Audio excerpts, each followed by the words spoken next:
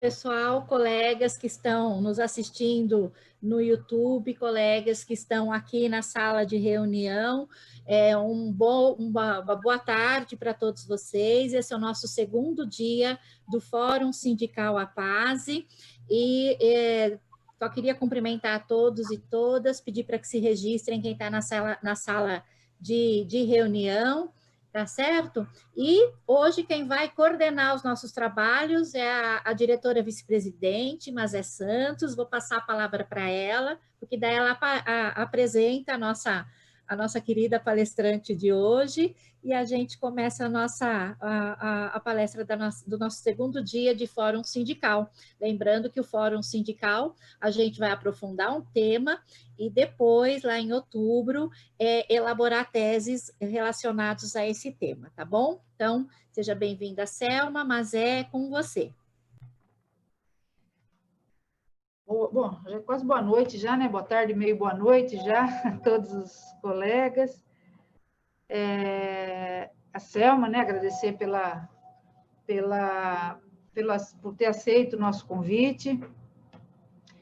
A Selma é uma pessoa muito querida e, para mim, é uma pessoa muito importante também, né? Porque ela foi minha orientadora, né? A gente fala eterna orientadora, né?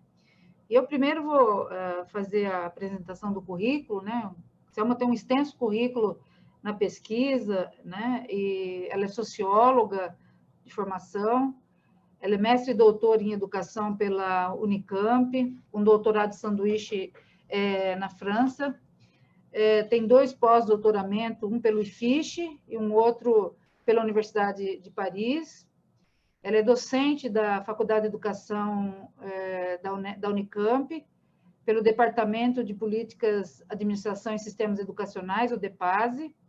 Ela é pesquisadora associada do centro, eu não vou saber ler, mas é em inglês, depois, em francês, depois ela diz o nome, né? Mas é um grupo de pesquisa da França, que tem como sigla CRESPA, é vice-líder do Grupo de Estudos e Pesquisa em Política Educacional do GREP, né, junto com a Tereza Adrião.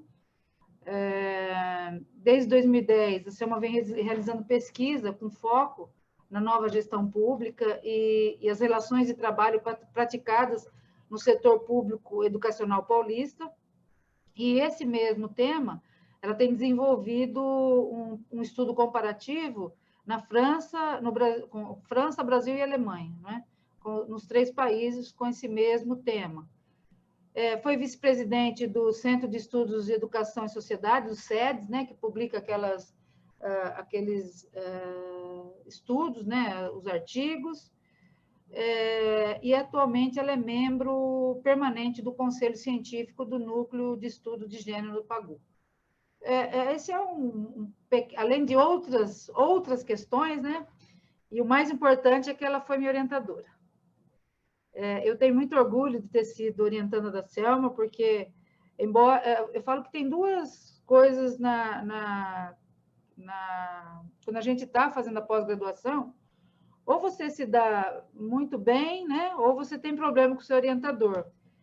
E eu me dei muito bem com a Selma, porque ela deixa bem claro, né?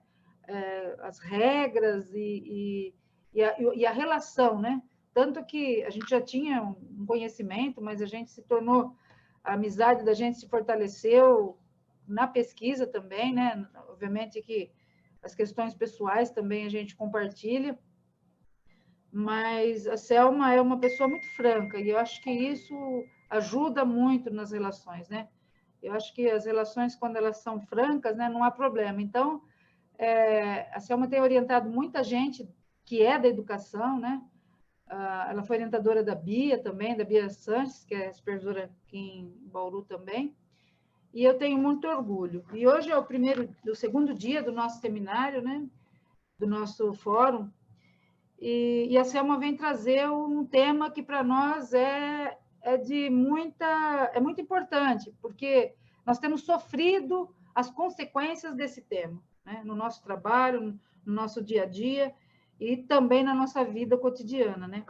É a nova gestão pública e a questão que ela traz, né, para discutir os temas da nova gestão pública, e para nós discutir esse tema, por que é relevante a supervisão discutir esse tema, né? Porque é um tema da atual conjuntura, né? E discutir o tema nos ajuda a buscar alternativas para um posicionamento sindical, né? Que isso vai refletir nas nossas teses do sindicato, né? A gente sempre, o sindicato, ele se pauta pelas suas teses, e as teses, para elas fazerem sentido, elas têm que estar embasadas em estudos, né? Em pesquisa, como a PASE sempre faz, né? A gente não sai falando eu sempre falo, a gente não sai falando de braçada, a gente sempre se pauta no estudo, né? E como fazer no cotidiano para a gente resistir ao gerencialismo, às questões que a nova gestão pública nos apresenta, né? Porque o que a gente vê comumente é a negação, né? A gente, não, porque isso a gente não concorda, mas muitas vezes, embora discorde, no discurso assume as práticas, né? O discurso, o vocabulário do gerencialismo, e muitas vezes, quando a gente busca mudar esse vocabulário, né? Porque eles começam a se introjetar dentro da gente por meio do vocabulário, né? As pessoas acham que é um pouco de preciosismo. Não, porque vocês fazem questão só da expressão, né? Mas isso começa por aí, né? E aí eles começam a nos cooptar pelo discurso e depois pela prática, né? E para nós, a resistência hoje está sendo buscar as brechas para a gente trabalhar nessas brechas. E hoje a gente vai ouvir a Selma para que ela nos ajude, né? E nos ajude a refletir sobre o tema e ver como cada um de nós pode trabalhar nessas brechas e mais, né? Que isso reflita nas nossas teses como forma de enfrentamento a essa destruição, né, do serviço público que vem se apresentando. Bom, é isso, Selma. A palavra é sua. Seja bem-vinda, muito obrigada. Né? Você sabe que você é do meu coração.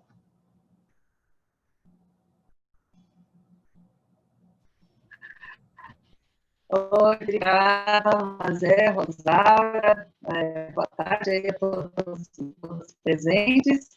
E esse agradecimento é muito além da formalidade, né, da formalidade, porque a Rosaura eu já conheço há muitos anos, não é? Antes da Mazé, antes da Bia, não proximamente, mas trabalhei bastante com o companheiro dela, então era uma extensão, né? A gente sempre meio que acompanhava os passos da Rosaura, então é um prazer muito grande por vocês, mas também é um prazer grande porque acho que até vou falar rapidamente assim, o quanto que eu resisti também para ir para a academia, né? Trabalhei no movimento sindical, trabalhei na escola sindical, porque ficava sempre com uma imagem que a academia se fechava nas suas pesquisas, e eu sempre, acho que preocupada com isso, eu sempre tive um movimento de devolver para a categoria, porque sempre meu tema de pesquisa foi trabalho, não é? Sempre. Então, eu sempre tive essa preocupação em devolver essa pesquisa justamente pegando o que a Mazé estava falando, é como aquilo que a gente estuda, ele é uma ferramenta para a transformação da realidade, não é? Porque se a gente não usar essa produção do conhecimento, não é? Para ir para a prateleira, não é? A gente vai ficando um pouco... não é? Acho que a gente que tem um envolvimento, um ativismo, etc., esse que é o sentido aí da gente produzir conhecimento, que é justamente para transformar a realidade, não é? Então, agradecer muitíssimo a oportunidade de estar aqui com vocês, e eu queria, antes da gente começar, dizer que os dados que eu vou apresentar hoje, eles resultam de 2 estudos, não é? Um estudo que é coordenado pela Márcia Giacomini e o Sérgio Stocco, que são 2 colegas da Unifesp, é uma grande pesquisa, e aproveito para agradecer publicamente a PASE, porque é uma pesquisa sobre a política educacional do governo do Estado de São Paulo de 95 a 2018. Então, é uma pesquisa enorme, não é, que a gente tem que fazer em 2 anos, né? A gente já está na reta final. Então, nós somos em 80 pesquisadores, né? 80 pesquisadores, são professores das universidades todas estaduais, e a Unifesp, que é federal, algumas privadas, alguns colegas que são das escolas privadas, pessoal da rede pública também, porque faz parte da REPUC, a rede escola universidade pública, né, que ela tem elaborado uma série de materiais aí para ajudar na mobilização, na organização aí da rede, não é? E eu participo de um GT, né? Eu, Mazé, a Bia também, né, que está aqui presente, que trata das relações e das condições de trabalho dos profissionais da educação, então, professores, diretores, supervisores, coordenadores pedagógicos, funcionários, e também a formação, a política de formação que é destinada a eles, né? Então, é muita informação, e hoje eu faço esse recorte aqui para trazer esses dados aqui da supervisão. E eu também vou trazer bastante a pesquisa, né, da Beatriz Sanches também, né, como eu disse, que eu gostaria muito que ela tivesse feito uma dobradinha hoje comigo aqui, mas justamente pelas próprias questões que nós vamos debater hoje, né, que é essa intensificação do trabalho, essa pressão, etc., ela conversou comigo e falou, olha, infelizmente, a gente está num ritmo de trabalho muito intenso, né? As dinâmicas pessoais e profissionais muito alteradas, e eu entendi, lógico, mas havia sempre uma companheira muito firme, eu sinto, mas ao mesmo tempo entendo totalmente, né? Seria incoerente da minha parte se eu não entendesse, não, vamos comigo, enfim. Mas é isso, né? Então, o que eu pensei, gente? Para a gente começar a nossa conversa, eu acho que eu vou fazer uma introdução rápida aí, porque todos vocês vivenciaram isso, né? Essa realidade, mas pensando aí que a gente pode ter pessoas assistindo, né, que ingressaram mais recentemente, enfim. Mas é importante a gente pensar como é que foi a trajetória do país, né? A gente passa por um longo período de ditadura civil-militar, né? Na recuperação da redemocratização do país, ele elege o Brasil elege Fernando Collor de Mello, que ele já vai adotar uma política, né, de caráter neoliberal, né? Mas, assim, ele começa a dar esse passo, né? Então, e essas ideias, né, que vinham lá do Reino Unido, dos Estados Unidos, né, vinha Margaret Thatcher, Ronald Reagan, que é uma declaração, é um ataque ao estado do bem-estar social. Mesmo que aqui no Brasil, eu considero que esse estado do bem-estar social ele não tenha sido implementado, né? Alguns autores acham que sim, eu parto do pressuposto que aqui no Brasil nós não tivemos um estado do bem-estar social. Então, qual é o discurso predominante que começa com o Collor, né? É um Estado oneroso, a população tem muitos direitos, o Estado precisa de ajuda do setor privado, porque ele não dá conta de suprir todos os direitos, enfim. Tudo isso foi abrindo caminho também, né? Pavimentou uma estrada para também promover a privatização das estatais, não é? Se alguém não participou desse período ou não lembra, tem um documentário que eu sempre recomendo para os meus alunos da graduação, da pós-graduação, que é a discussão. Oi? Só um momento. Oi? O som aqui para nós está picotando bastante. Tá. Vamos ver. Vamos ver se melhora. Melhorou agora? Muito. Oi? Melhorou. É Vê falar mesmo? mais. Então, vamos aqui, porque eu estou numa adaptação total aqui, computador no colo, vamos lá. Bom, gente, desculpe, mas são os nossos problemas aí, né? E, bom, aí depois eu acho que a gente vai poder conversar aí sobre o retorno às aulas, né? Se a gente tem esse tipo de problema, imagina com escola aberta, né? Sim. Bom, então eu parei, eu acho que eu estava falando do documentário sobre esse período, né, do Collor, que o Collor usou muito a mídia para dar um suporte para essa política de privatização, etc. Não é? Então, só para ilustrar, o Collor ele colocou o Collor, né? A propaganda era um elefante dentro de uma sala minúscula e uma família fazendo sua refeição. Então, o elefante passava, derrubava coisa, e a tromba, ou seja, aquela imagem daquele estado paquidérmico e que estava... Qual era a mensagem presente nessa propaganda? Né? Ele está atrapalhando o cidadão, né? Então, isso foi de uma, eu acho que assim, né, de uma brutalidade, né, de uma enganação muito forte, não é?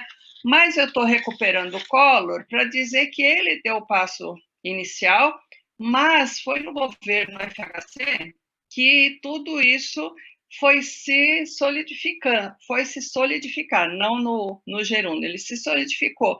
Por quê? Se vocês lembram, o Fernando Henrique, ele cria o Ministério da Administração e da Reforma do Estado, não é?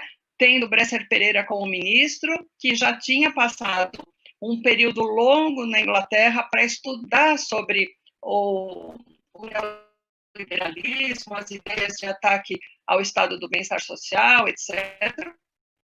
E vai ser a pessoa, tanto no Brasil, não é? Quanto na América Latina também, porque ele vai, dentro do CLAD, né, que é o Conselho Latino-Americano de Desenvolvimento, ele vai propagar essas ideias para os demais países. Né? Então, o Brasil teve um papel muito importante nessa consolidação do neoliberalismo no país. Né? Então, por que eu estou dizendo que é importante? Porque ele criou todos os marcos legais, todos não, né, porque até hoje a gente tem visto, mas os fundamentais para que o neoliberalismo se desenvolvesse. Né? Então, ele estabeleceu as parcerias público-privadas, flexibilizou a contratação pelo setor público, e aí a gente vai falar mais sobre isso. Enfim, então, ele pavimentou, né? Estou usando muito essa expressão hoje de pavimentar, de rua, etc., porque foi uma etapa importante para implementar tudo isso que a gente está vivendo até hoje, né? A partir dessa opção política que foi adotada lá em 1995. Né? Então, o que a marca, se a gente pode dizer assim, né, mas já iniciou um pouco o debate, dizendo o quê?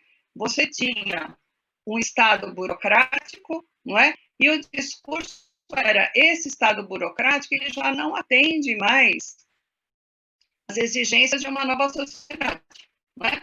Então, se a gente pensar qual era já iniciou um pouco o debate, Estado burocrático, não é?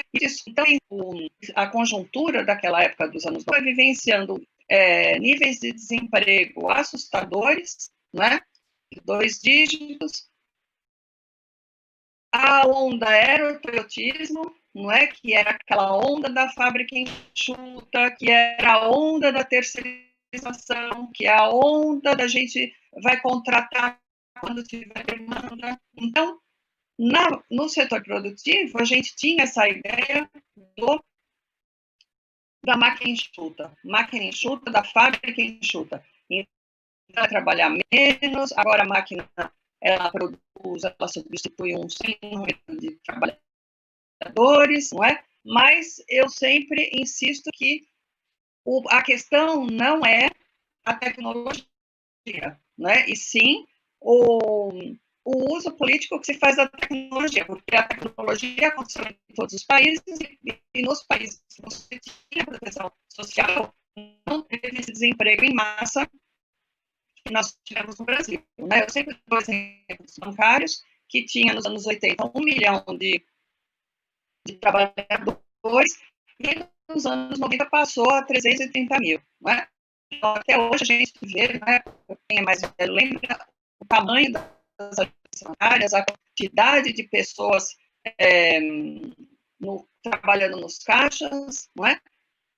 E isso daí foi substituído. Né? Então, quer dizer, o setor produtivo, mais uma vez, não se comprometeu com o bem-estar dos trabalhadores, então ele demitiu sumariamente. Bom, eu estou trazendo essa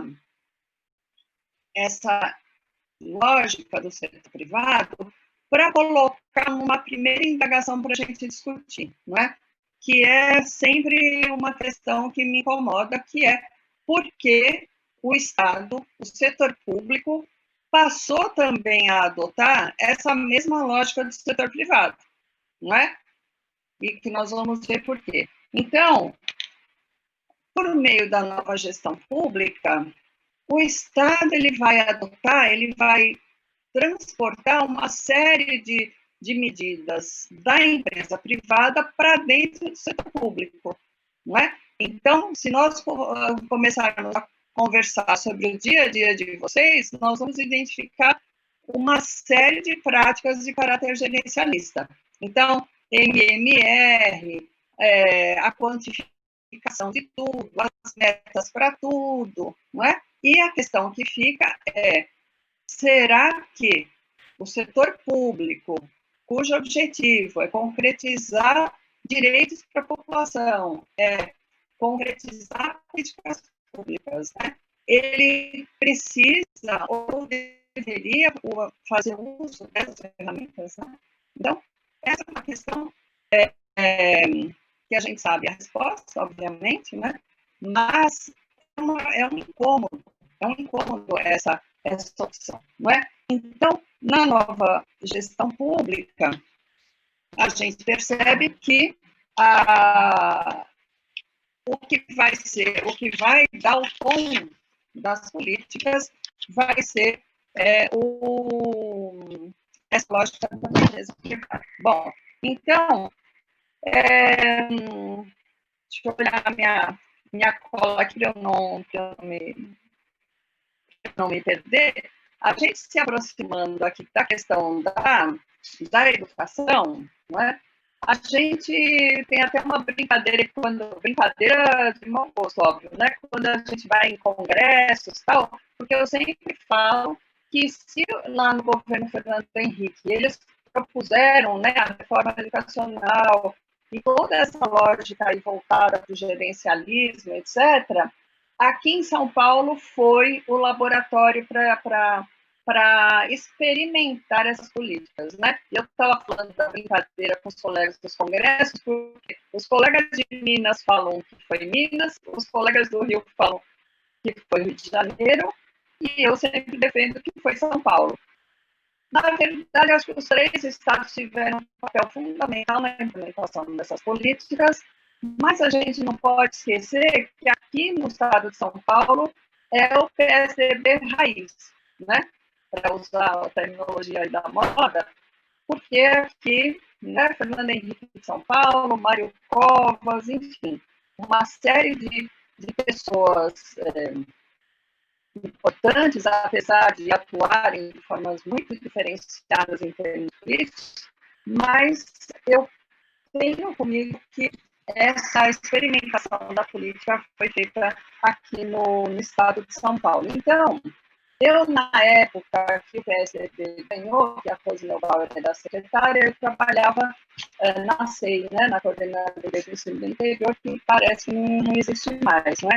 Então, quem está mais tempo na rede vai lembrar, né, dessas medidas de enxugamento da secretaria, da municipalização, e um aspecto muito concreto foi do aprofundamento dos contratos temporários de professores. Isso é um aspecto que sempre existiu, certo? Mas a gente pede sempre os dados da secretaria, até pouco tempo eles davam a partir de 99. Agora, para essa pesquisa, eles informaram desde 94. Então, eu vou depois passar esses detalhes, mas só para ficar registrado, em 99, o primeiro dado que eles informaram era que 77% das pessoas eram temporários. Oi. Eu vou ligar para você. Oi? Eu vou ligar para você, aí você atende, aí você deixa no mudo seu aqui no Zoom, e eu vou pôr a voz sua aqui. Ah, tá. Assim, ruim, é? Tá. Atendeu aí? Não, você fica com a imagem. Espera que eu deixei longe.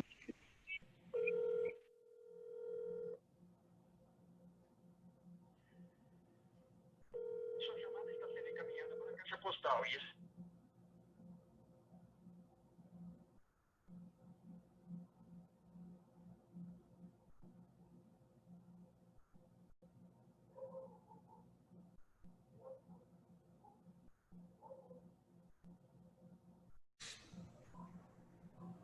Gente, vamos ver se sem a imagem melhora. Vocês estão me ouvindo melhor sem imagem? Não. Sim. Melhorou. Sim, melhorou, Selma. Melhorou sem imagem. Pronto, acho melhor assim, vocês conseguem me ouvir e melhor, né? Então vamos seguir, então. Tá, qualquer coisa vocês vão me avisando aí. Bom, então, eu estava dizendo sobre a quantidade de professores temporários que havia em 1999, né? Então, um dado anterior que eu tinha era de cerca de 77% desses professores eram temporários no estado de São Paulo, né? Então, quer dizer, isso daí significa que quem estava concretizando a educação no estado de São Paulo, e isso não é uma crítica aos professores temporários de forma alguma, eram os professores temporários, isso porque teve né, os concursos, etc., foram desconsiderados, né? Então, isso daí foi bastante complicado. Então, esse enxugamento, não é? E a gente chega em uma parte importante aqui da nossa conversa, que é aquilo que eu chamo da precariedade, não é? Então, eu só queria fazer uma precisão conceitual aqui com vocês sobre aquilo que eu considero, que eu chamo relações de trabalho, não é? Porque é um diálogo estreito aí com o direito do trabalho, né? Vocês tiveram ontem essa conversa que eu imagino tenha sido muito boa com o Souto, porque ele é excelente, não é? Então, quando eu falo relações de trabalho, eu estou me referindo a tudo aquilo que diz respeito às formas de contratação, tá certo? Então, se é concursado, é concursado, tem estabilidade, por quantas horas, qual é a jornada, qual é o salário, quais são os direitos, etc. Tá certo? Então, relações de trabalho, para mim, no meu entendimento, com base no direito do trabalho, significa tudo que se relaciona com com as formas de contrato, não é? E sobre condições de trabalho, eu compreendo, com base também aí na sociologia e na ergonomia francesa, que é a minha base teórica para isso, você pode compreender as condições de trabalho em duas dimensões. uma relacionada ao ambiente, né? A luminosidade, a ventilação, aspectos que agora vocês estão observando nas escolas, não é? Se tem substâncias tóxicas, enfim, mas que tem uma outra parte também que diz respeito à gestão do trabalho, não é? Então, as pressões por cumprimento de metas, muitas vezes até o assédio, não é? Que é praticado, então isso configura a intensificação do trabalho também, não é? É aquele trabalho que você não consegue cumprir na sua jornada regulamentar, tá certo? Então, para mim, isso daí eu chamo de condições de trabalho. Existe uma outra corrente teórica que diz que, quando se trata de profissionais da educação, a gente não consegue tratar essas duas esferas de forma separada, né? Por isso, inclusive na nossa pesquisa aí, nessa maior que eu citei no início, existe algumas pessoas que compartilham mais dessa visão, não é?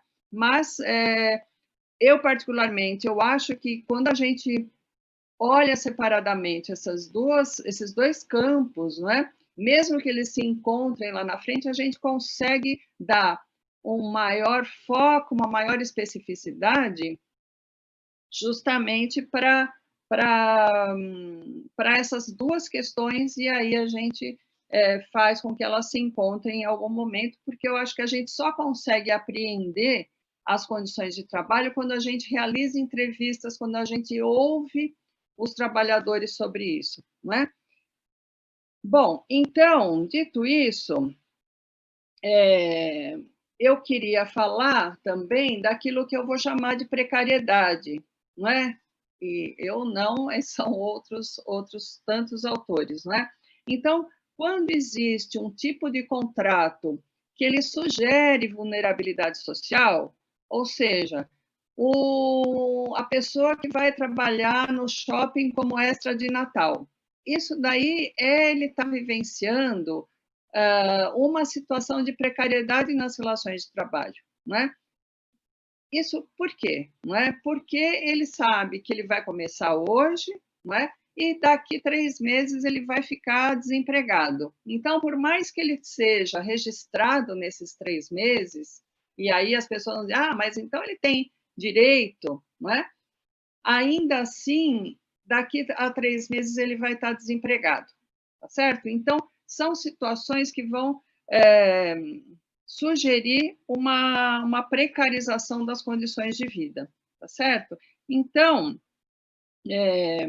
a partir desse conceito, a socióloga Daniela Inara, ela faz uma releitura, e aí ela vai avançar, não é, nisso, e ela vai dizer, bom, existe uma precariedade, então, que é objetiva, certo? Então, isso, quando a gente fala das relações de trabalho, se ele não é registrado, se ele está com um contrato por tempo determinado, isso ela vai dizer, isso é uma precariedade objetiva, não é?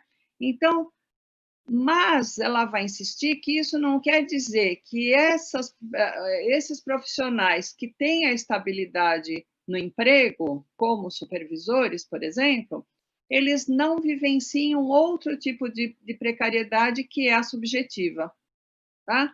Então, eu vou falar um pouco mais adiante para a gente focalizar primeiro na precariedade objetiva, não é? Para depois a gente aprofundar aí o que é a precariedade subjetiva. Então, eu trago aqui, eu pediria para passar o gráfico 1, que é o slide 3, por favor, eu não sei quem está com a... Espera aí, já vou colocar, Selma. Tá.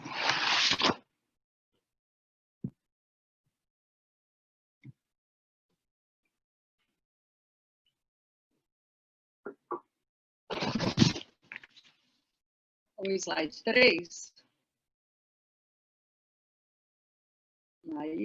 Aí. Então, vejam, por exemplo, isso daqui é a série histórica que nós construímos lá na pesquisa, que vai de 98 a 2018, tá certo? Esses percentuais aqui se referem aos supervisores designados, né? Então, é lógico, quando a gente compara os supervisores aos outros cargos, os supervisores não têm uma porcentagem muito importante, exceto aí 98 e 2003, vocês vejam que tem um intervalo aí, porque a secretaria diz que não tem esses dados aí nesses outros anos, não é? Então, em 2003, a gente pode dizer que 7 em cada 10 supervisores eram designados, não é? Então, pode passar ao próximo, por favor? Então, vejam, quando a gente faz um recorte pela capital, Grande São Paulo interior, a gente tem todos os dados aí ano a ano, mas a tabela era muito extensa, eu optei por mostrar em 2003 como era e ainda 2018 como é que esse dado se apresenta. Então, vocês vejam aqui, por exemplo, a Sul 2, em 2003, isso são dados da Secretaria, tá certo, gente? Ela tinha praticamente a totalidade de supervisores designados, não é? Outras, Sul 3, Norte 1, vejam aí, Leste 2, então eram situações muito, que a gente pode dizer que não eram supervisores concursados para exercer esse cargo, certo? De novo, eu não estou dizendo que quem assumia, que normalmente é um diretor também concursado, né, não estava apto, não. Mas se tem um concurso e que não é um concurso interno para ocupar esse cargo, não é? A gente pode compreender que aqui você não está falando que é uma precariedade totalmente objetiva, porque as pessoas, se ele é um diretor, por exemplo, não é? Ele vai estar num cargo designado, ele tem estabilidade, etc., mas ele sugere uma certa instabilidade porque essa designação ela pode cessar amanhã, não é? E aí eu já vou colocar uma hipótese para vocês, para a gente pensar em que medida essa designação ela vincula-se com algumas formas de dominação, tá? Isso é uma hipótese minha e eu explico melhor. Em que medida esse supervisor que é designado, que ele tem uma diferenciação, se não salarial, né, dependendo do nível na carreira que ele está, mas que tem as outras, os complementos, etc., e ele ele assume compromissos financeiros pensando nisso, o quanto ele vai aderir mais à política para que a sua designação não cesse, tá?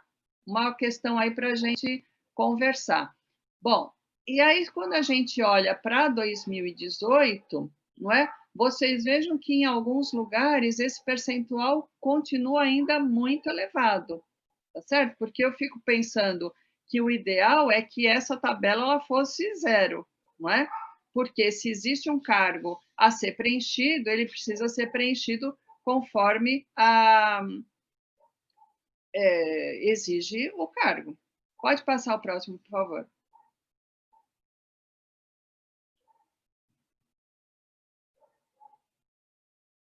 Bom, aqui na Grande São Paulo, e aí vai uma outra, um outro dado que eu venho trabalhando também, que é fazendo esses cruzamentos a partir dos dados demográficos.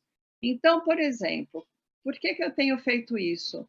Para olhar se esses lugares onde tem, essas localidades onde tem muitos supervisores designados, muitos diretores designados e muitos contratos precários de professores, se eles estão localizados em regiões de difícil acesso, violentas ou muito periféricas, tá certo? Então, se a gente olhar, por exemplo, Suzano, em 2003, 100% dos supervisores eram eram designados. Olha o percentual também em Guarulhos Norte, Tapicerica, etc. E, de novo, a gente olhando para 2018, né, ainda que Suzano tenha garantido aí que 60% de concursados, praticamente, não é 59%, mas ainda assim nós temos Itaquaquecetuba com alto índice de supervisores designados, Diadema, tá certo? Pode passar o próximo, por favor.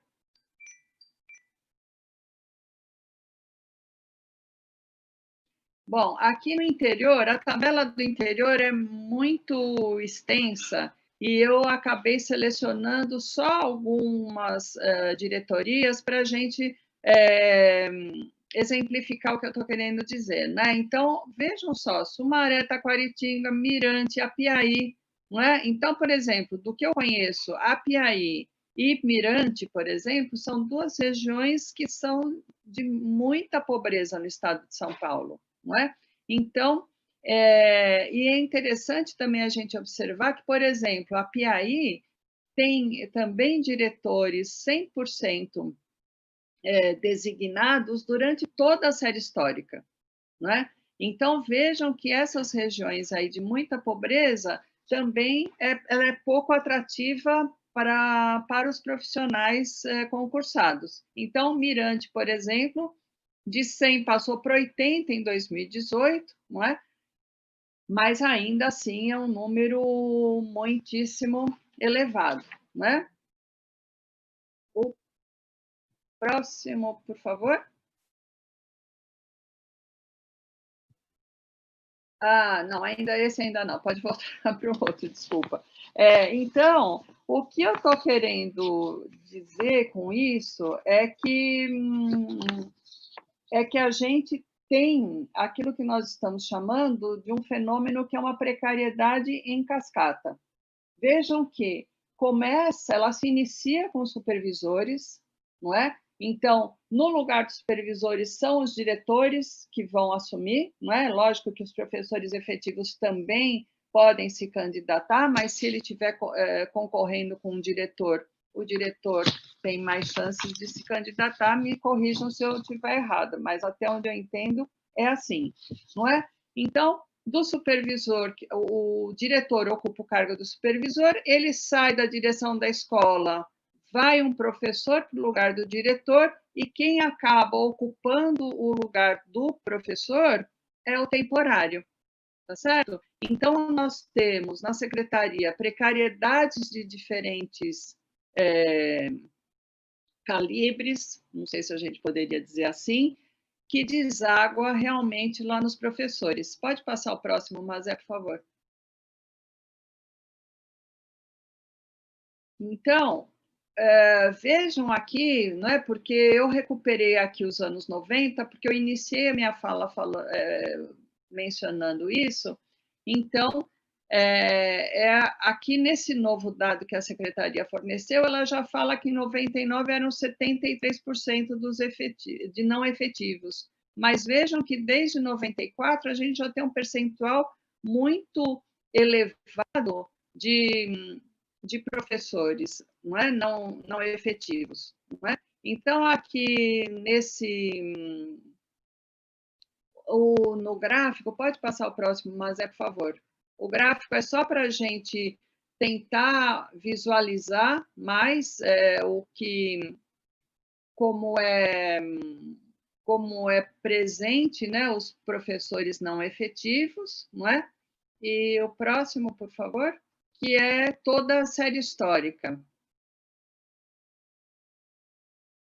Percebe? Então, quer dizer, a gente vê que tem uma linha de decréscimo das contratações temporárias, não é? E eu tenho chamado muito atenção, eu tenho repetido sempre isso nos encontros que eu tenho participado, é como é que a gente deve interpretar essa curva, não é? Vocês vejam que ela estava muito alta aí pouco antes dos anos 2000, aí ela decresce, não é? E ela flutua, não é? Mas ela permanece, e vocês vão acreditar em mim, por favor, mas a média ela é de 51% ao longo da série histórica. Quando eu vejo que existe um número que ele oscila, mas que ele sempre está entre um e outro, me leva a pensar que existe sempre uma meta, não é? Com um foco muito preciso na racionalidade econômica, que é manter esses professores,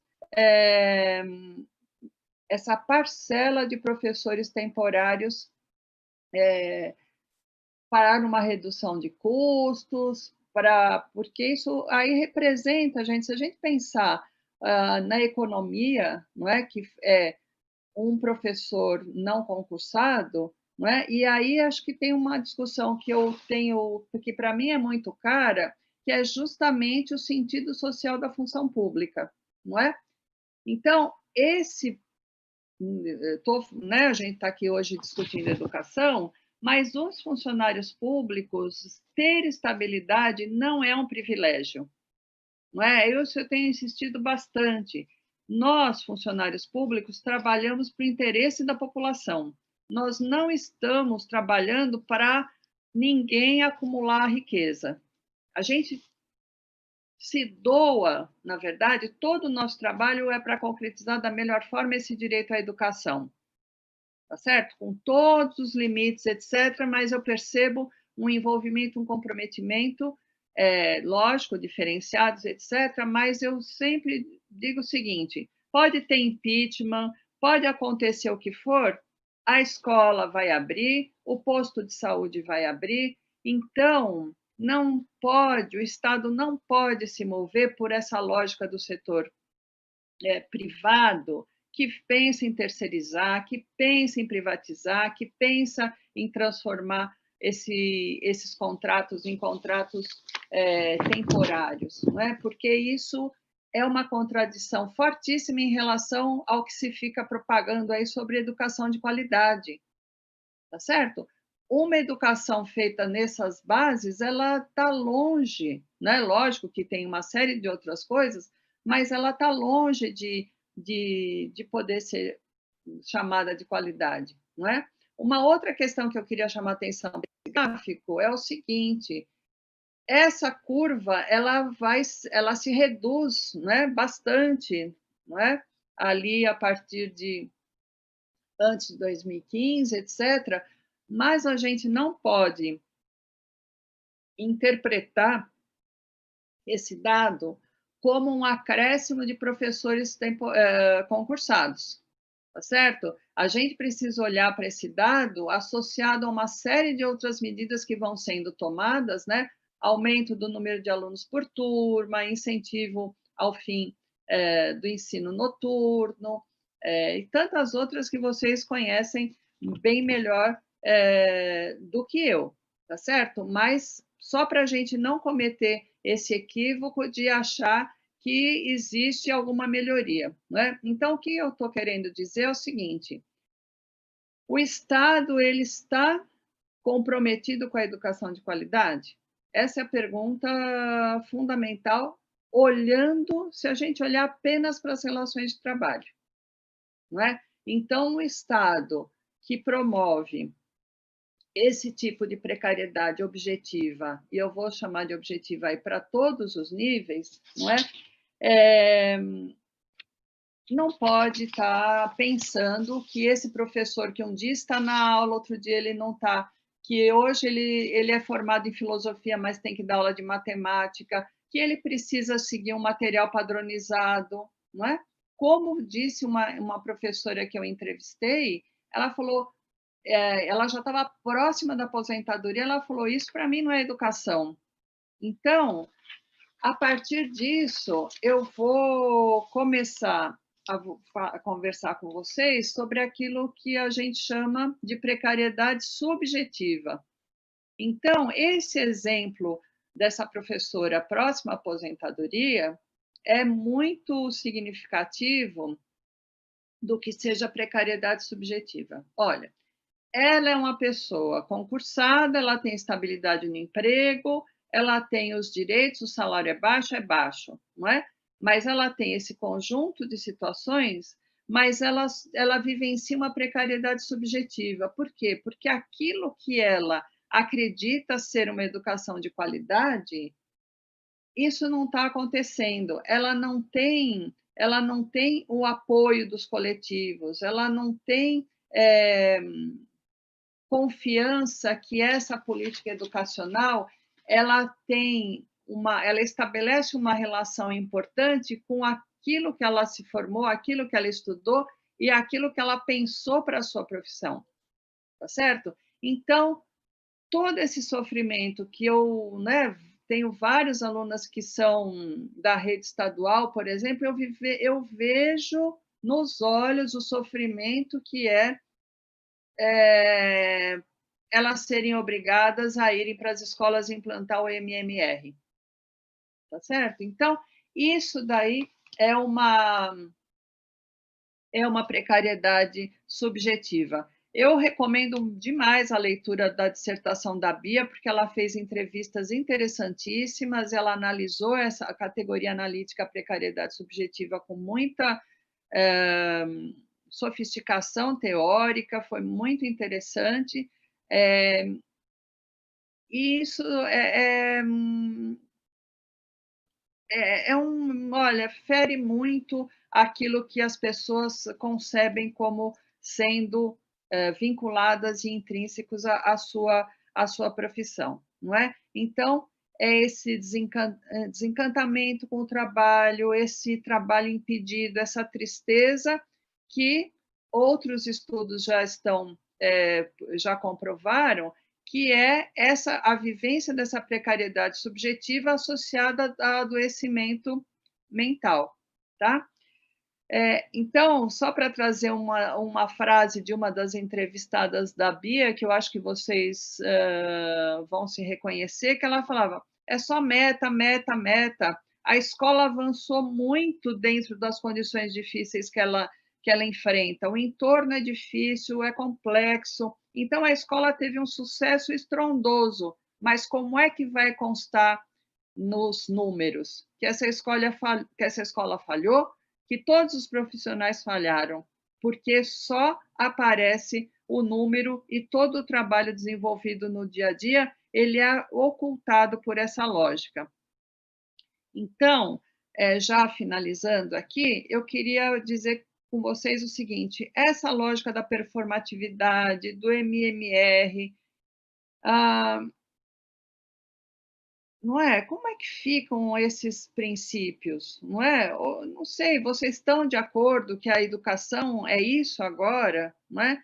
Então, para eu terminar, eu queria trazer essa ideia da quantofrenia, não é? Que é um conceito aí formulado pelo Golejac, não é? Que tudo tem que ser mensurado, e eu tenho certeza que isso não está ajudando em absolutamente nada a educação. E pior, né? Ela está fazendo de vocês profissionais mais tristes, mais cansados, mais insatisfeitos, mas eu espero que hoje vocês me contem outras coisas diferentes e que todas as nossas pesquisas estejam muito enganadas, mas vamos ao debate. Muito obrigada, gente.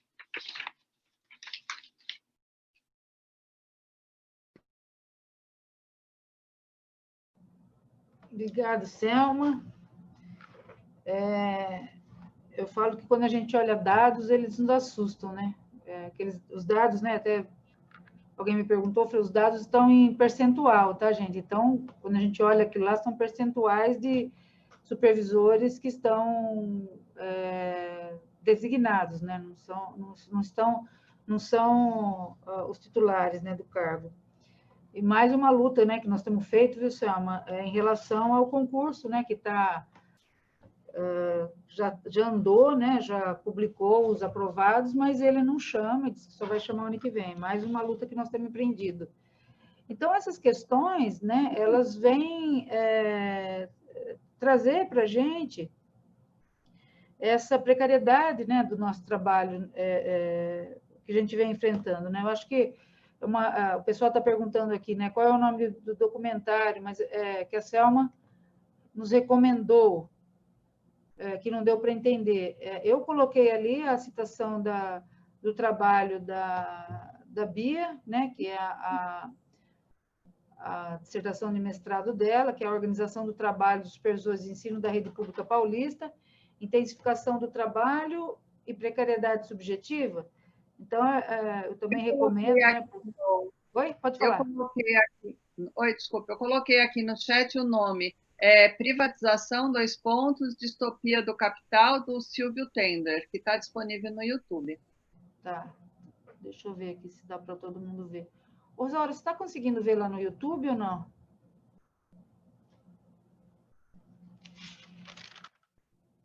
Estou sim, mas estou acompanhando a transmissão pelo YouTube. Tem um pouquinho de delay, mas estou acompanhando. Por conta, se tiver alguma questão, é isso?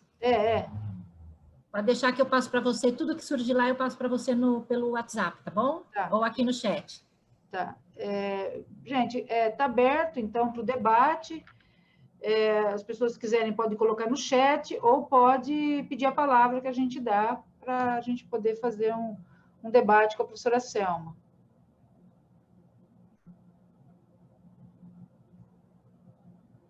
Bia Sanches, pode ir? Eu vou só abrir o som também, porque aqui o vídeo também acaba interferindo. Eu só queria, assim, ressaltar nas questões que a Selma colocou, que eu acho que são muito interessantes. Primeiro, o fato, sei lá, conforme eu vou pensando em falar, eu fico pensando que é óbvio, mas de obviedade também a gente tem que falar. Eu acredito assim que é muito importante para nós, supervisores de ensino, esse olhar para o nosso trabalho dentro de um contexto maior, né? Ou seja, nós não estamos fora dessa questão, quando ela coloca a questão da nova gestão pública, a questão das práticas gerencialistas, do neoliberalismo. É óbvio que isso tem toda uma interferência e relação com o nosso trabalho. Se nós, supervisores de ensino, não estudamos, não discutimos isso, muitas vezes a gente pode ficar sem um entendimento mais concreto e objetivo das condições e da nossa situação lá no nosso dia a dia. Então, eu acho que isso é muito importante, que a gente entenda que assim como afeta o professor, o diretor, também nos afeta, obviamente. E afeta, muitas vezes, de forma parecida, mas também de forma muito específica. E no caso do supervisor de ensino, tem a questão da pesquisa, obviamente, que eu desenvolvi e eu acabo impregnado por ela, mas, assim, a gente tem às vezes, muito pouco tempo para discutir as nossas dificuldades, os nossos sofrimentos, as nossas angústias, né? E quando a Selma utiliza o conceito aí da Daniele Linhar sobre precariedade subjetiva, eu penso que o supervisor de ensino meio que fica contemplado no sentido de que nós somos considerados, né? E somos, assim, por concurso público, o topo da carreira do magistério. Então, nós gozamos de certa estabilidade frente aos outros trabalhadores, né? Principalmente os professores, por contrato, completamente instáveis, mas nem por isso nós deixamos de ter as nossas precariedades, e que aí entrariam essas questões da precariedade subjetiva, né? Que está muito ligada a quê? A toda a política implementada e as pressões que nós, supervisores, sofremos no nosso dia a dia, né? E que a gente sabe que são pressões voltadas para cumprimento de metas, para a questão da produtividade. Nem sempre isso é feito de uma forma declarada, mas a gente percebe numa planilha, a gente percebe enfim, no modelo que tem que responder, ou em alguma ação específica orientada pelo dirigente regional. E, obviamente, nem todos sentem as coisas da mesma maneira, mas eu já vi, acredito que todos nós aqui já vimos, sim, isso que a Selma falou, que às vezes, o colega adoecendo por conta disso, ou porque não é reconhecido no seu trabalho, ou porque sistematicamente vamos dizer, por falta de outra palavra, perseguido pelo dirigente regional, ou porque se sente preterido na hora da atribuição de pastas, né?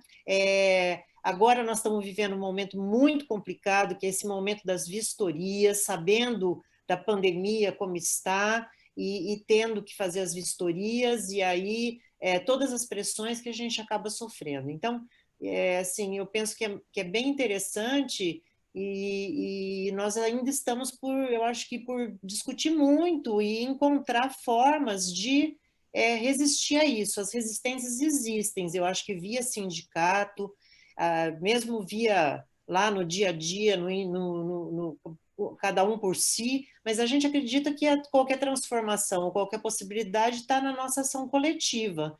Então, acho que isso também é muito importante, e por isso eu acho que essas ações, né, que a PASE está desenvolvendo contribuem muito para a nossa formação, para a nossa discussão e para que a gente possa avançar aí. É isso. Obrigada. Obrigado, Bia. Isto que Bom, deixa eu primeiro falar lá o que está acontecendo no YouTube, que o Sérgio Bianchini está mandando um abraço para a Selma, a supervisora Valdete está dizendo que excelente, a Valquíria está dizendo a explanação da Selma foi excelente, creio que todo esse processo de precariedade foi legitimado pelas inúmeras reestruturações implementadas pela Secretaria de Educação ao longo do tempo, que serviram para fundamentar inúmeras estratégias do ataque da esfera privada às políticas públicas, que diminuíram sobremaneira, cada vez mais, a autonomia, e que diminuíram cada vez mais a autonomia dos supervisores. O hibridismo identificado nesse processo de reestruturação contínua, explicitado, aí ela cita a minha dissertação, né? Ajuda a entender também esse percurso. E é um pouco isso que a Valquíria e a Bia estão colocando, né, naquilo que a Selma trouxe para a gente. Nós, Selma, temos bastante cuidado na PASE, né, e tentado defender a autonomia intelectual do supervisor. Isso a gente tem vindo já nas últimas gestões, né, desde que a Rosângela assumiu, depois, agora nós com a Rosaura, mas que o supervisor tenha uma autonomia intelectual e resista aos documentos pré-formatados. Que ainda que a gente utilize o pré-formatado como forma de responsabilidade, a função que a gente tem, né, e de não fugir às determinações, mas o que a gente faz? Né? A gente acaba, como forma de resistência, acrescentando a reflexão que a gente faz sobre aquilo que eles pedem para a gente. Né? Isso é uma forma de resistência, não é, Selma? Não, sim, concordo totalmente, né? O que às vezes me chama a atenção é justamente, deixa eu organizar um pouco as ideias, porque na verdade o que acontece? A gente não pode perder de vista o quanto essa lógica também visa fragmentar vocês enquanto coletivo de trabalho, não é? Então, eu nunca acho, eu sempre condeno essa lógica, está tudo dominado, eu acho que não está, não é? Isso que você fala, mas das muitas conversas que eu tenho com você, com a Bia, com outras alunas aí que são supervisoras, que existem formas de romper com essa lógica, e isso sim eu acho que são formas de resistência. Agora, o que a gente precisa fazer um esforço, e aí a gente já pode entrar nessa discussão das estratégias da PASE, né, de resistência, que é a gente tentar fazer as coisas de forma mais coletiva, não é? Porque vai a mazela na escola e faz tem uma ação X, é muito bacana porque ela conseguiu interferir e alterar um rumo que poderia ser desastroso, por exemplo. É bacana, não é? Mas o quanto que a gente pode compartilhar experiências e voltar que a educação tenha um trabalho mais coletivo para a gente tentar reverter uma série de coisas. Acho que isso tem sido um desafio, não só na educação básica, mas que eu vejo também no ensino superior. Não é? Então, essa fragmentação, eu acredito que ela é intencional, não é? Porque quando a gente pensa, o designado vai comprar a briga do efetivo e vice-versa, não é? O professor temporário vai... Não, quando eu fiz uma pesquisa aí sobre os professores temporários, a gente percebeu que tinha uma verdadeira guerra. Estou exagerando aqui, porque eu já sei também de muitas outras experiências muito interessantes, mas era uma guerra, porque os professores temporários falavam: quem segura as pontas aqui somos nós na escola, a gente que faz tudo, que eles também não estão errados. Quando a gente olha esse percentual elevadíssimo de professores temporários, não é?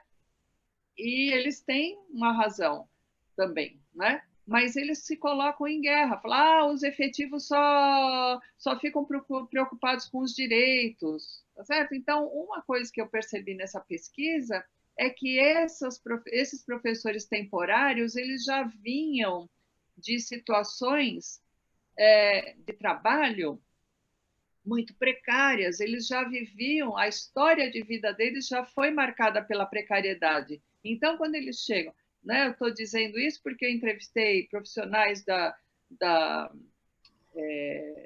construção civil, ex-babás, depiladoras, carregador de carga, né, de caminhão. Então, essas pessoas tiveram uma vivência no trabalho muito controlada, muito precária. Então, quando eles chegam na escola, a tendência é achar que nós, funcionários públicos, a gente só reclama porque a gente está sentado no alto na torre de um castelo cheio de direitos, né? E quando, na verdade, não é isso, não é? Então, acho que só posso engatar na questão que a Bia traz aí? Pode, e aí, para você engatar também, a supervisora Mônica Medalha fala assim: eu tenho a sensação de que estão relatando o meu sofrimento cotidiano. Como supervisora efetiva, me sinto pretérita pelos designados. Porque justamente aquilo que você fala, né? Porque eles se submetem, né? Exatamente. Então, é isso, né? A gente precisa pensar que existe uma racionalidade econômica orientando essa ação, mas que tem uma estratégia política, uma intencionalidade que a gente não pode desconsiderar, não é? Isso que a Mônica está falando é isso. Eu acho que confirma um pouco essa hipótese que eu tenho levantado. É isso. Como é que ele vai... não é? Às vezes a pessoa também está sofrendo, porque para fazer valer uma designação, ela pode estar abrindo mão de uma série de princípios que ela acreditou durante a vida, não é? Então, isso também pode ser muito complicado, né? Então, perceba que se eu falei em precariedade em cascata, agora o que a Mônica está falando me veio uma ideia também desse sofrimento em cascata, não é? Porque, na verdade, quem é que está feliz com a educação do jeito que ela vem sendo conduzida? Não é? É uma pergunta que eu me faço diariamente, não é? A gente tem uma posição na sociedade que eu acho muito privilegiada, não é? Por mais difícil que seja, etc., a gente tem um privilégio, não é? Mas somos muito infelizes, porque a gente está vivendo uma situação e a gente discorda frontalmente, não é? Então, essa contradição... Oi? Oi? Acho que tem um microfone aberto aí, né? Deixa eu ver aqui. Então, essa situação é... Pronto, já desativei aqui. Oi, ok. Então, é isso, né? Esse sofrimento, porque a gente pode pensar em sofrimento em cascata também. Eu vou, posso passar ao Felipe, que quer fazer uma questão. Ok. Na verdade, boa noite, professora. Primeiro, parabéns pela sua exposição. Ela me trouxe muitas compreensões. Eu queria corroborar com o que a senhora tem falado, apontando as seguintes questões, né? Eu acho que falta a nós todos do magistério, mas especificamente para os supervisores, uma leitura mais conjuntural, como é que a senhora traz. Trazer lá de trás, né? O Bush, a Margaret Thatcher, a implementação do neoliberalismo e a destruição do Estado de bem-estar social, para chegar nos nossos dias, para a gente discutir o que está acontecendo hoje. Isso que está acontecendo hoje não é uma coisa da cabeça do Dória ou do Rosselli só, né? É claro que eles concordam com tudo isso, mas faz parte de um ataque da organização da classe trabalhadora. Então, todas as políticas dos últimos anos vêm nesse sentido, de diminuir o nosso valor subjetivo, inclusive. Por isso que a gente fica triste, por isso que a gente está discutindo questões que o sindicalismo não discute muito bem, se eu estou feliz ou não com o meu emprego, etc. Então, nós não conseguimos perceber a dimensão, na minha opinião, desse ataque, eles estão fechando as portas. Faz 3 anos faz uns 5 anos que a gente não tem aumento de salário, faz uns 3 anos que a gente não coloca na pauta aumento salarial, nem da inflação, porque a gente tem que ficar brigando por outras questões, por exemplo, que é correto chamar os supervisores concursados, né? Então, eu acho que a gente está tão envolvido nas questões da sobrevivência, da autossobrevivência, que a gente não consegue enxergar, né, que esse mecanismo que nos envolve não deixa a gente pensar em nem defender a nossa categoria, né? Na minha opinião, acho que o que resta são os sindicatos.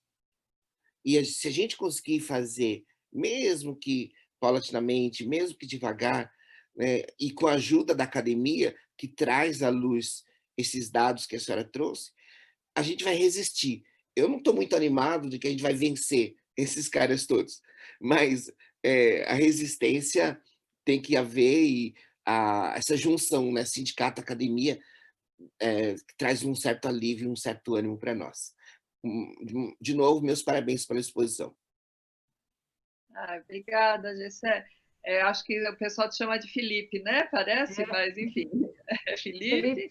Né? Não, é muito pertinente isso que você está dizendo, e eu penso, Felipe, que tem a estratégia, ela faz parte de fazer com que a gente pense que não tem saída, não é?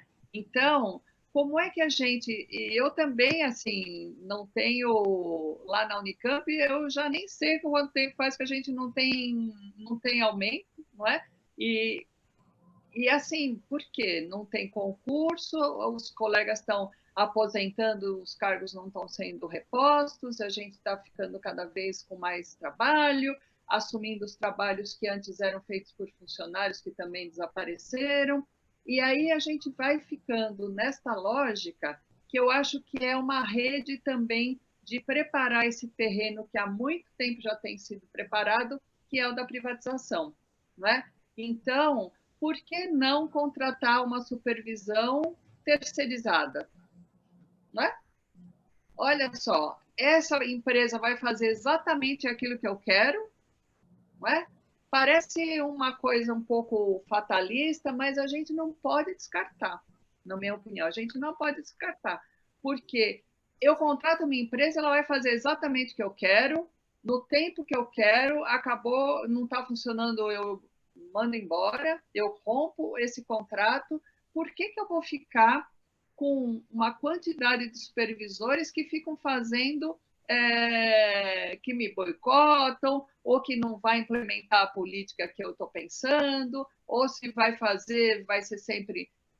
Certo? Então, eu acho que esse momento atual, e eu diria que desde o impeachment da Dilma, acho que isso, né, se agravou muito, essa falsa ideia de moralismos no setor público, no funcionalismo público, etc., sempre com essa justificativa que não tem recurso, que tudo está caindo, etc., quando, na verdade, a gente vai vendo que são prioridades equivocadas que são adotadas, não é? Então, não é? Esse recurso para comprar voto, esse recurso poderia ser da educação, e quantos outros exemplos que a gente poderia. Então, olha, há muitos anos que eu falo que educação é um problema, sim, de financiamento, a escola precisa de muito mais recurso, etc., mas é uma questão também de prioridade que o poder público não coloca a prioridade na educação, né? Ontem eu tive uma conversa com um atendente da Vivo, né, presencialmente, e ele foi aluno da escola pública, ele me falou uma frase, ele falou: essa escola pública não quer que a gente seja inteligente, né? Ele terminou o ensino médio e não quer que a gente pense, fica com aqueles caderninhos que é só copiar, copiar, copiar, percebe? Então, quer dizer, é uma dimensão que ela é muito complexa, né, no meu entendimento. Tem essa fragmentação nossa enquanto categoria profissional, tem a formação do futuro trabalhador, que cada vez mais as empresas privadas entram ocupando esse espaço da formação dos profissionais da educação, e aí toda essa formação, não é, que eu acompanhei aí na defesa, na tese de doutorado da Rose, que também é colega de vocês, o quanto essa formação também vai formando o diretor para ele ser gerente, não é? Para ele ter um MBA de liderança. Gente, que mundo é esse? Não é? Que mundo é esse que faz com que esse diretor ele tenha que sair correndo para se virar fazendo as parcerias, etc, etc. Então, não é fácil, mas eu concordo com você, viu, Felipe, que a gente pode perder, mas a gente perde de cabeça erguida. Um abraço para o Sérgio também, que eu esqueci. Bom, deixa eu ver aqui no chat. A Mônica fala que a questão da manipulação dos designados é uma forma... É intencional, porque é uma forma de manipulação, né?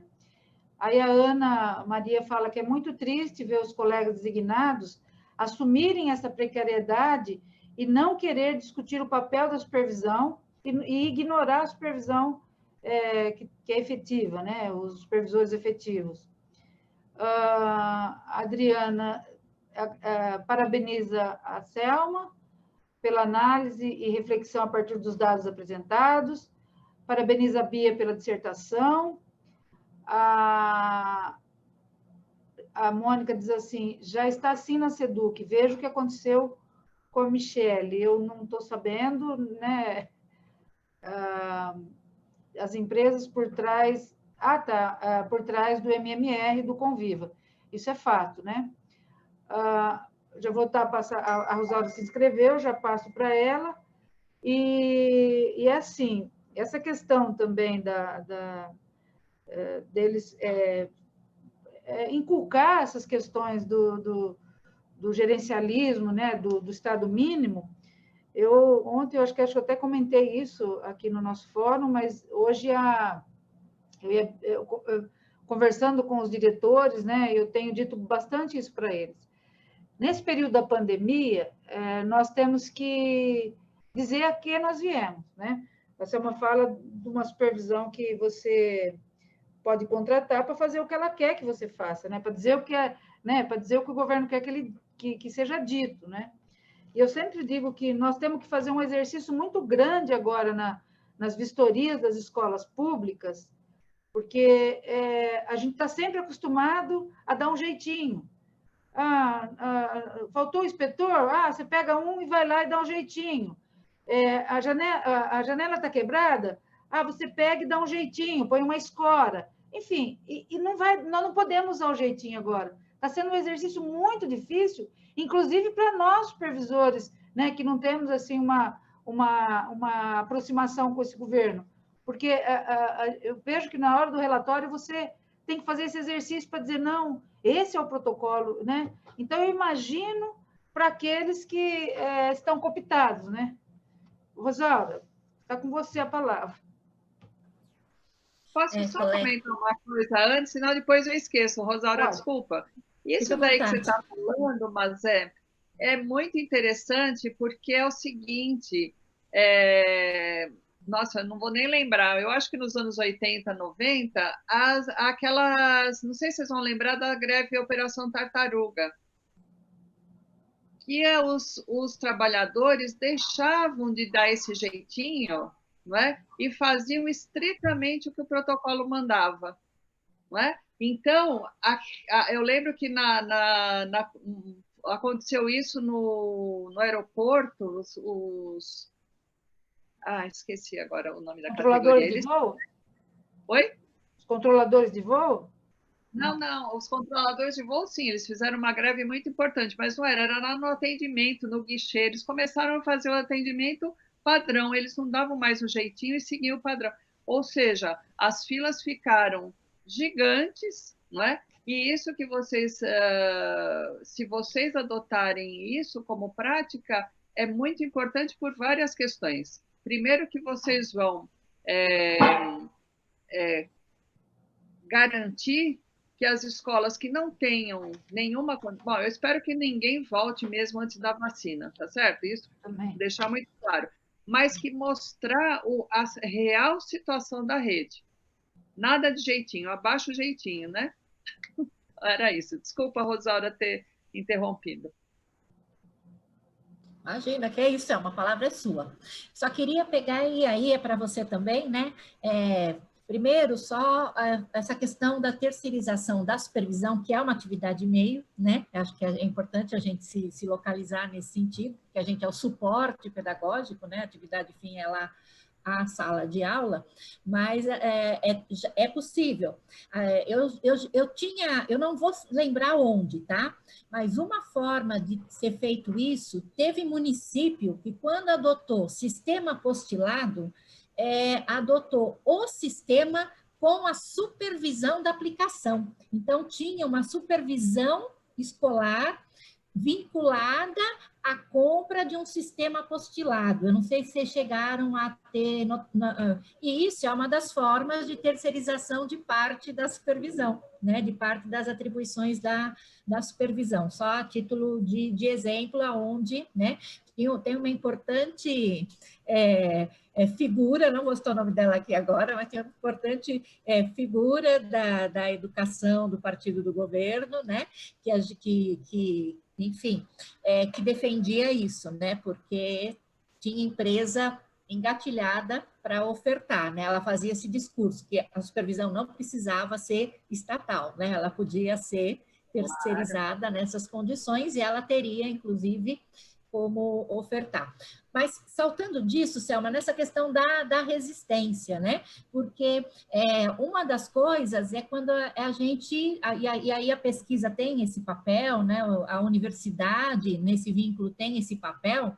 Se você vê como possibilidade de resistência, e como você vê, na verdade, essa possibilidade do sindicato se vincular ou ter representações em grupos de pesquisa universitários. Você acha que os grupos de pesquisa são permeáveis a isso, a ter uma representação sindical, não necessariamente de alguém que esteja fazendo a pesquisa, mas que possa contribuir com as discussões do grupo e trazer discussões do grupo para o sindicato? Como é que você vê isso? Você acha que isso é possível? Isso seria uma forma de resistência, porque explicitaria as questões que estão tanto no cotidiano como na academia? Não sei, queria que você comentasse um pouquinho como é que você vê essa possibilidade. Não, sensacional essa pergunta, Rosaura, sensacional. Esse é o meu sonho dourado, vou dizer. E, assim, é uma pena, por exemplo, a REPU, que eu falei logo no início, né, a Rede Educação Pública Universidade, ela surgiu no contexto das ocupações, né, quando teve aquela tentativa de fechamento das escolas, e foi justamente isso, né? Eu sinto porque A Repu, assim, a maior parte das pessoas estão em São Paulo, não é? Eu brinco que é uma nova geração aí de pesquisadores, uma moçada que tem um gás muito, muito bom, né? Eu admiro bastante. Eu ainda acho que eu tenho bastante gás, mas essa questão de ter ficado aqui mais distante também atrapalha. E essa intensificação do trabalho também, né? Às vezes, eu queria muito participar da reunião lá em São Paulo, mas, nossa, eu tô lá, percebe? Então, essa dinâmica da vida também. Agora, eu posso falar, sim, por mim, e tenho certeza pela Tereza Adrião também, que nós duas estamos lá, né, à frente do GREP, que a gente quer muito essa aproximação com a base, né? Então, como é que base não é, sei lá, né? A gente usava muito esse termo quando eu trabalhava no sindicato, mas acho que não é correto, não. Porque a gente acaba tendo essa aproximação quando, assim, pessoas, né, como a Mazé, a Bia, a Rose e tantos outros que estão ali na rede, então vão fazer a pós-graduação. Então, é uma retroalimentação ali que eu acho que é muito, muito, muito interessante. Então, por que não a gente tornar isso uma prática de resistência? E eu digo assim por mim, né? Quer dizer, eu lembro que eu trabalhava no movimento sindical e eu fui para a academia no momento que eu falei, eu preciso estudar porque eu preciso entender melhor essa reestruturação produtiva para ajudar melhor a organização dos trabalhadores, não é?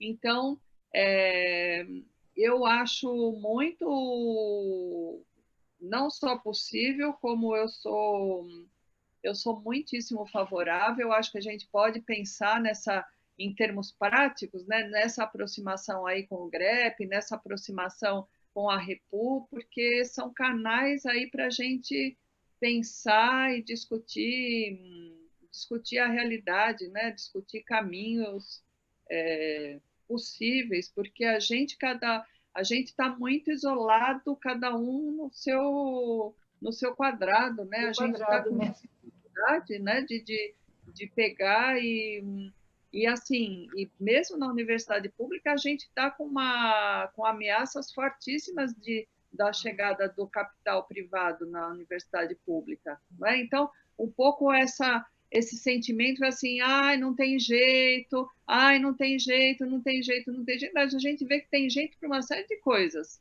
né?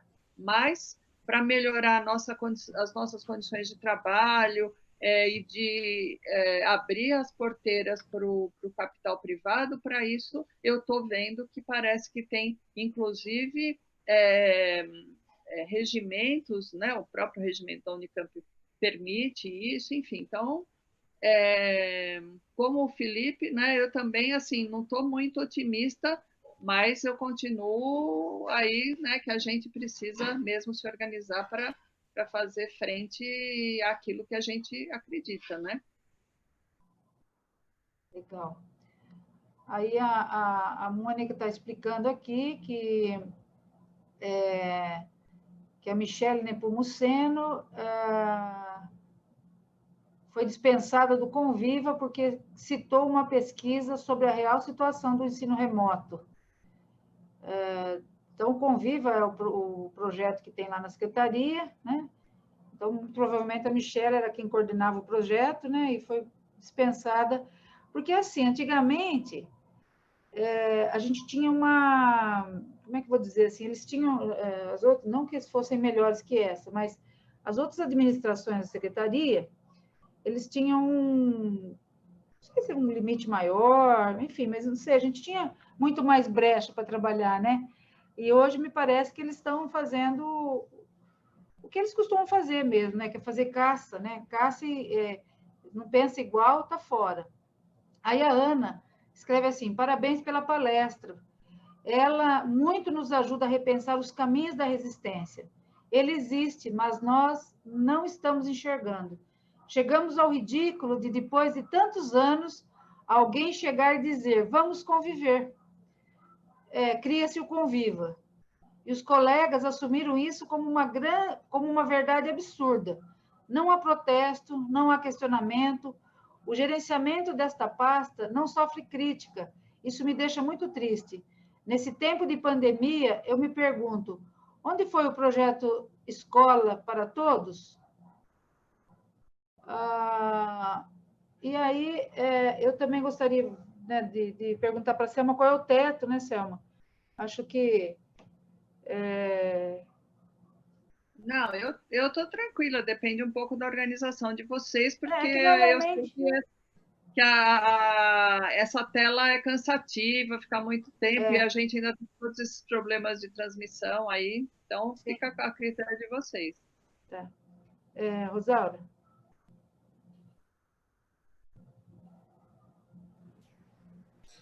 Para nós está tranquilo também, Selma. É só assim das pessoas que estão nos assistindo, se a gente continua tocando, porque o papo tá bom, entendeu?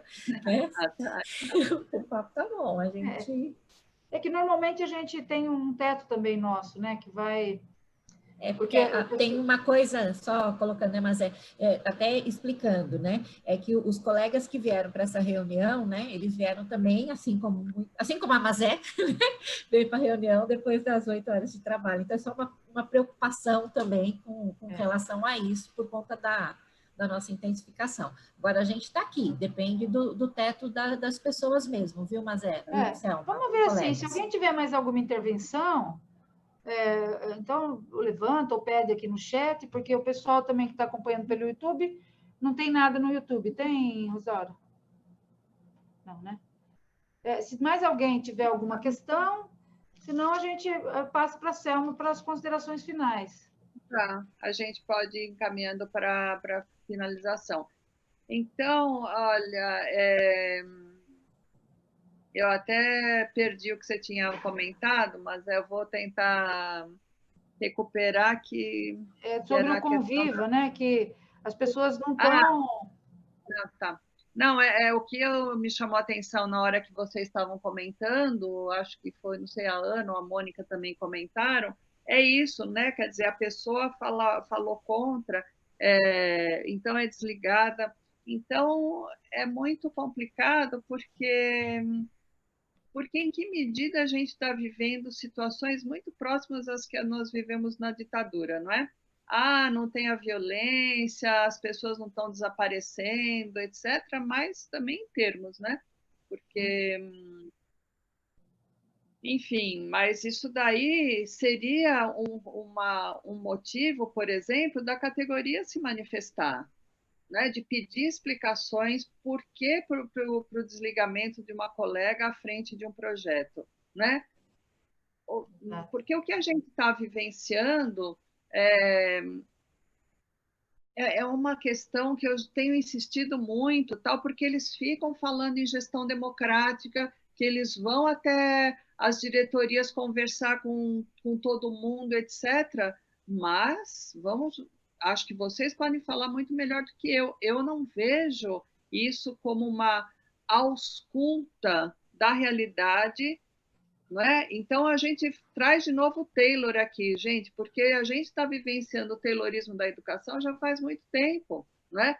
Existem lá umas pessoas no alto da torre pensando uma política que desconhece a realidade da educação, não é?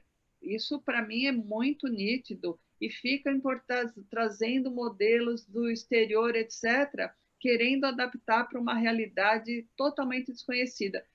A crítica, uma das, né, muito contumazes aí que eu tenho feito, é sobre a padronização, não é?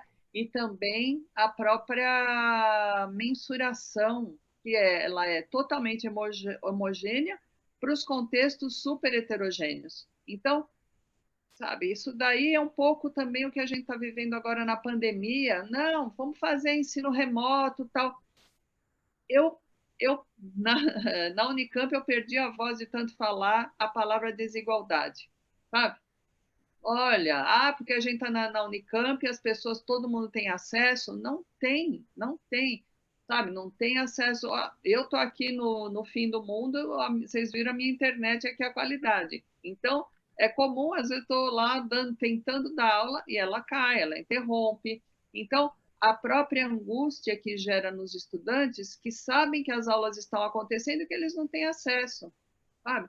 Então, é uma situação muito complexa e que eu acho que, assim, para a gente fechar aí no abaixo a depressão, né, a gente deveria pensar que a pandemia pode ser um momento de fortalecimento, sabe? Para a gente poder dar algumas respostas para essa situação que vem acontecendo e que as pessoas confirmaram, sabe? É uma apatia, porque essa ideia, isso eu acho que foi uma vitória do neoliberalismo, ela nos tornou muito individualistas cada vez mais, não é? Cada vez mais correndo atrás de alguma coisa que ninguém tem tempo para se ver, ninguém tem tempo para lazer, ninguém tem tempo para respirar, porque a vida pessoal ela foi consumida também pelo trabalho, não é? Então, essa invasão do trabalho produtivo no reprodutivo, né? Como diziam alguns autores. Então, eu espero ter contribuído aí com a reflexão, né, para a gente pensar a luta. Eu me coloco super, hiper à disposição de vocês para ajudar naquilo que for possível, né, disponibilizar tudo que a gente tem feito, não é? E a gente vai nesse intercâmbio mesmo de ideias, de experiências, para lutar para aquilo lá que a gente acredita. Então, queria agradecer demais a oportunidade de estar nesse espaço aqui com vocês. E uma pena aí que essa internet não permitiu aqui que a gente tivesse uma troca mais bacana. Mas não, deu para a gente acompanhar, sim. Inclusive, olha aqui, a professora Helenice Muramoto encaminhou dizendo que era ótima reflexão, importante reverberar. A Rosângela está colocando 2 pontos para participar, né? Hipótese para diminuição do número de professores. Pode ser que isso caminhe para a compra de vagas nas escolas particulares pelas prefeituras, né? Que é a pesquisa do Adrião.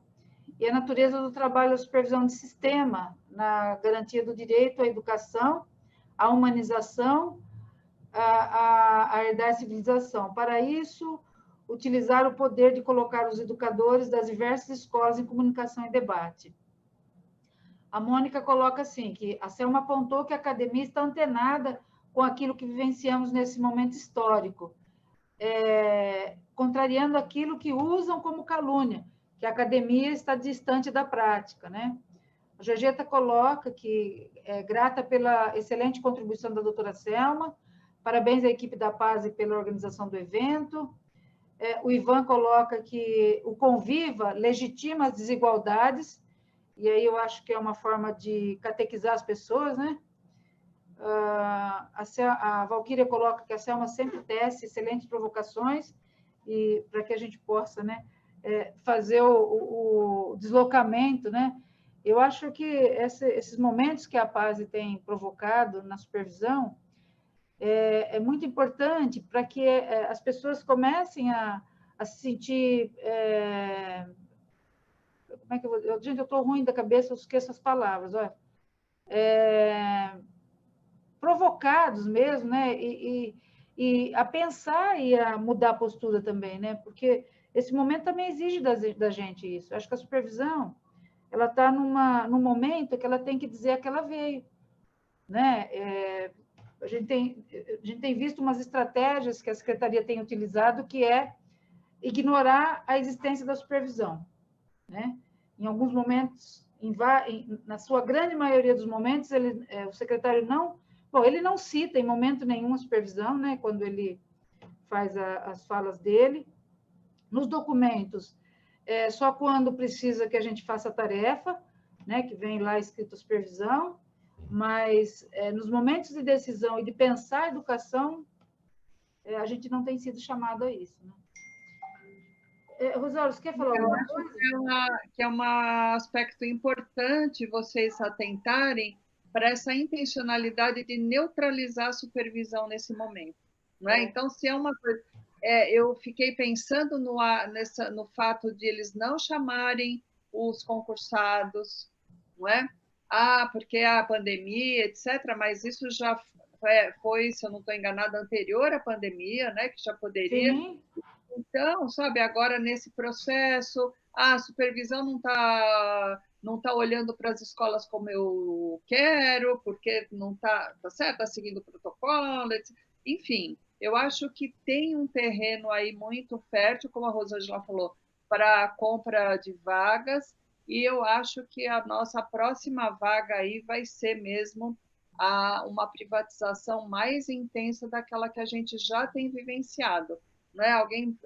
Acho que foi a Rosaura que falou dos municípios, tal, já tem professores em alguns municípios sendo contratados por essas entidades que prestam serviço, né? Por exemplo, a Ayrton Senna, vai lá fazer formação, mas também coloca no pacote professores para atuarem lá no município. Então, a realidade é muito difícil, mas ela pode ser, eu acredito, né? Senão a gente já teria, né, como diz um amigo, cuidar de galinha, né?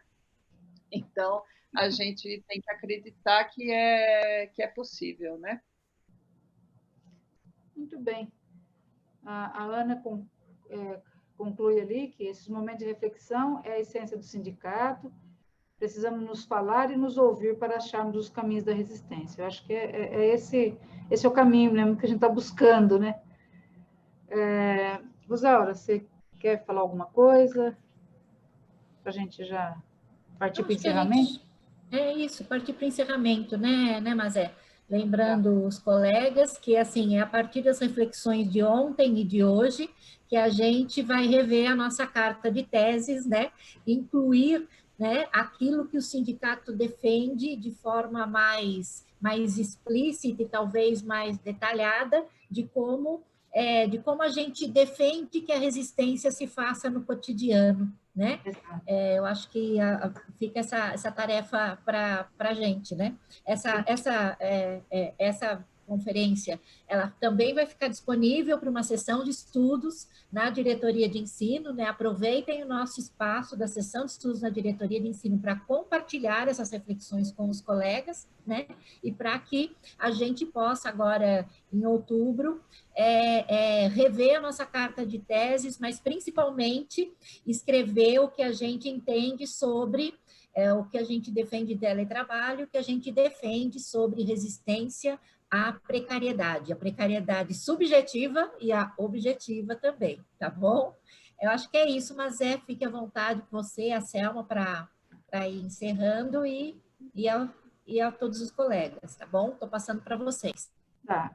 Bom, eu queria agradecer a Selma, né, as provocações que ela sempre faz e promove conosco, né? Eu sempre falo que também o cuidado, o respeito intelectual que a Selma tem com a gente, né? Eu digo isso como orientanda dela, ela respeita o nosso conhecimento, a nossa produção, né? E é também mais uma que se soma a nós, né, na luta por uma educação justa, de qualidade social, pública e gratuita, né? Porque agora a gente tem que sempre adjetivar tudo, porque, né, antigamente dizia bastasse educação pública, hoje é pública e gratuita, né? Ela é mais uma dessas que estão na fileira, né, dessa luta, tanto na educação superior quanto na educação básica. E eu gostaria de agradecer, Selma, essa participação, essa dedicação do seu tempo aqui para discutir conosco, né? E sempre está nos provocando, né? A escrever, a pensar, a falar, né? E melhorar